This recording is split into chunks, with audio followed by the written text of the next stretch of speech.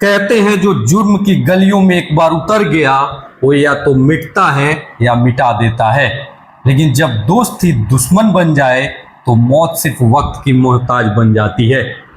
जी हाँ, एक कहानी है चंदन मिश्रा और शेरू सिंह की, जो कभी एक दूसरे के कंधे से कंधा मिलाकर गोलियां चलाते थे। आज एक ने दूसरे को गोलियों से छलनी कर दिया। नमस्कार दोस्तों, स्वागत है आप सभी का राष्ट्र की रौनक चैनल पर। जब दोस्ती दुश्मनी में बदली तो गोलियों की गूंज से दहला बिहार। बक्सर के गलियों में कभी दो नामों की तूती बोलती थी। जी हाँ, एक चंदन मिश्रा और दूसरा शेरू सिंह उर्फ ओंकार नाथ। इन दोनों की जोड़ी अपराध जगत की जय वीरू की जोड़ी मानी जाती थी। उम्र सिर्फ 20 साल, लेकिन जुर्म का खाता 8 कत्ल से खुला था और वजह सिर्फ रंगदारी। इनका स्टाइल भी अलग था। बाइक पर चढ़ते एक हैंडल थामता, दूसरा ट्रिगर पर उंगली रखता। लोग कांपते थे, नाम सुनते ही दरवाजे बंद कर लेते थे। लेकिन इस क्राइम यूनियन की कहानी अब खून में डूबी इबारत बन चुकी है। बिहार की राजधानी पटना के सबसे महंगे अस्पतालों में से एक पारस अस्पताल। दिन दहाड़े 5 बदमाश भीतर घुसते हैं। कोई मास्क नहीं, कोई झिझक नहीं, सीधे कमरा नंबर 209 में दाखिल होते हैं और 32 गोलियों से एक शख्स की जान ले लेते हैं। और वो शख्स कोई और नहीं, बक्सर का कुख्यात गैंगस्टर चंदन मिश्रा होता है। लेकिन एक कत्ल किसी दुश्मन गैंग ने नहीं करवाया। सूत्र बताते हैं कि इस कत्ल के पीछे हाथ उसी शेरू सिंह का है जो कभी चंदन का सबसे करीबी दोस्त था। अब सवाल उठता है, दोस्ती दुश्मन क्यों बना? जी हाँ, इसकी कहानी शुरू होती है 13 जुलाई से, यानी मर्डर से सिर्फ 4 दिन पहले। चंदन को पेरोल पर बाहर निकाला गया था पाइल्स के इलाज के लिए। तभी इस दौरान एक अहम जानकारी सामने आई। बताया जा रहा है हत्या से 4 दिन पहले शेरू ने चंदन को कॉल किया था। सूत्रों के मुताबिक चंदन को पहले से शक था कि शेरू उसकी गतिविधियों पर नजर रख रहा है। इसी वजह से जब शेरू का फोन आया तो चंदन ने नाराजगी के साथ बात की। बातचीत के दौरान दोनों के बीच कहासुनी हो गई और माहौल इतना गर्मा गया कि मामला गाली गलौज तक पहुंच गया। यह कॉल दोनों के बीच की आखिरी बातचीत साबित हुई। जी हाँ, फोन पर बातचीत कुछ इस तरह से हुई, बिल्कुल भोजपुरी अंदाज में। शेरू कॉल करता है, बाबा प्रणाम, सब कुशल मंगल बा? जिसके जवाब में चंदन ने कहा, हाँ बाबू साहब, सब बढ़िया बा। फिर चंदन ने सीधे सवाल दागा, बाबू साहब, सुननी है कि तू हमार रेकी करवावत बाड़ा?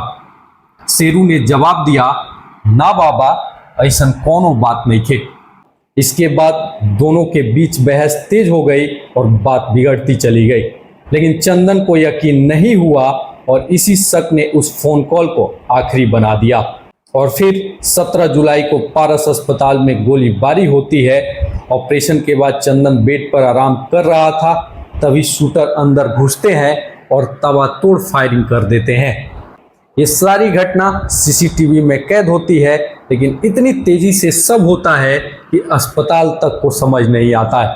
बताया जा रहा है कि पहले चंदन की हत्या की योजना पटना एम्स के बाहर बनाई गई थी, लेकिन वहां ज्यादा भीड़ होने के कारण वारदात को अंजाम नहीं दिया जा सका। 15 जुलाई को जब चंदन पारस अस्पताल में भर्ती हुआ, तब उसकी हत्या की पूरी तैयारी कर ली गई थी।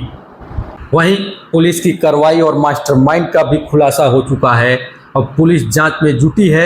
एसटीएफ और पटना पुलिस की टीमों ने 48 घंटे में पश्चिम बंगाल से 5 से 6 शूटरों को धर दबोचा है। इनमें से तौसीफ उर्फ बादशाह, बलवंत और मन्नू सिंह, अभिषेक, सूर्यमान और निशु जैसे नाम शामिल हैं। इनसे पूछताछ चल रही है, लेकिन असली मास्टरमाइंड शेरू सिंह अभी भी बंगाल की पुरुलिया जेल में बंद है और बताया जा रहा है कि वहीं से पूरी योजना रची गई। अब थोड़ा पीछे चलते हैं। साल 2007 शेरू और चंदन की मुलाकात बाल सुधार गृह में होती है। दोनों नाबालिग थे, लेकिन सोच अपराधी थी। बाहर आते ही बक्सर, आरा और आसपास के जिलों में उन्होंने कत्ल, लूट और रंगदारी का तांडव मचा दिया।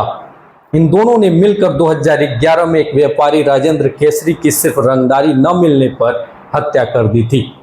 दोनों पर 50,000 का इनाम था। बाद में कोलकाता से गिरफ्तारी हुई, लेकिन जब चंदन बाहर आया तो उसने अपराध की दुनिया फिर से ज्वाइन की। वहीं चंदन के पिता श्रीकांत मिश्रा भी अपराधी रह चुके हैं।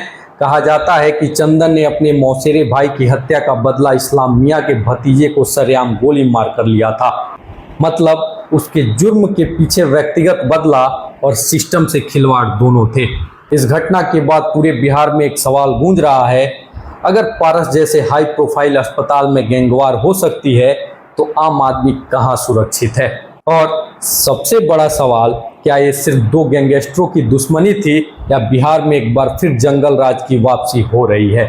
जी हां, पटना में सिर्फ 20 दिनों में 14 हत्याएं, बिहार में जुलाई महीने में 50 से ज्यादा मर्डर, फिर भी सिस्टम कह रहा है अपराध घट रहा है। शायद हमारे नेताओं और अफसरों के लिए मर्डर अब रूटीन हो गया है। और ऊपर से सुशासन बाबू नीतीश कुमार के अफसर क्या कहते हैं? वो कहते हैं मई जून में किसान खाली रहते हैं, इसलिए अपराध बढ़ते हैं। वाह साहब, अब खेत नहीं बंदूक बोना सिखा दीजिए किसानों को। जी हाँ, बिहार अब राज्य नहीं शूटिंग रेंज बन गया है। यहाँ कानून नहीं गोलियों की सरकार है और जनता वो अब बस ये सोचती है कि अगला नंबर किसका। अगर आप भी मानते हैं कि ये कोई आइसोलेटेड घटना नहीं बल्कि सिस्टम की नाकामी है तो इस वीडियो को लाइक कीजिए, शेयर कीजिए और हाँ, राष्ट्र की रौनक चैनल को सब्सक्राइब करना नहीं भूलिए। मिलते हैं अगले वीडियो में। फिलहाल के लिए इस वीडियो में इतना ही। धन्यवाद। जय हिंद, जय भारत।